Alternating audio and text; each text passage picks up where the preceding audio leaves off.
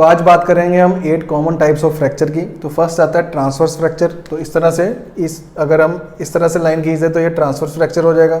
Second आता है linear fracture. Linear fracture में इस तरह से वर्टिकल लाइन होगा तो लीनियर फ्रैक्चर हो जाएगा। अगर ट्रांसवर्स फ्रैक्चर होगा वो हॉरिजॉन्टल लाइन में होगा।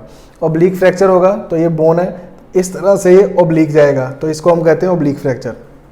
अब इसमें अनडिस्प्लेस फ्रैक्चर होता है जिसमें हमारी जो दो फ्रैगमेंट्स होते हैं वो डिस्प्लेस हो जाते हैं, उसको कहते हैं हम डिस्प्लेस फ्रैक्चर। और अनडिस्प्लेस होता है वो सीधा रहता है इस तरह से। नेक्स्ट आता है कम्युनिटेड फ्रैक्चर।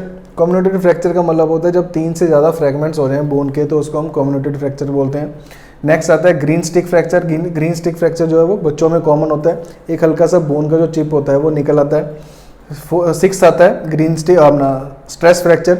स्ट्रेस फ्रैक्चर का मतलब होता है इस तरह से स्ट्रेस आ जाता है बोन पे। ये स्पेशली हमारा जो वर्टिब्रा है उस पर वो वर्टिब्रा का एग्जांपल है क्योंकि उसमें वेजिंग हो जाती है, एंटीरियर वेजिंग हो जाती है, वो कंप्रेशन का फ्रैक्चर है। नेक्स्ट आता है एवल्जन फ्रैक्चर जिसमें चिप ऑफ बोन निकल आता है टेंडन की ज़्यादा, जब एकदम से टेंडन कॉन्ट्रैक्ट करता है तो टेंडन के साथ ही बोन का चिप निकल आता है, उसको हम कहते हैं एवल्जन फ्रैक्चर।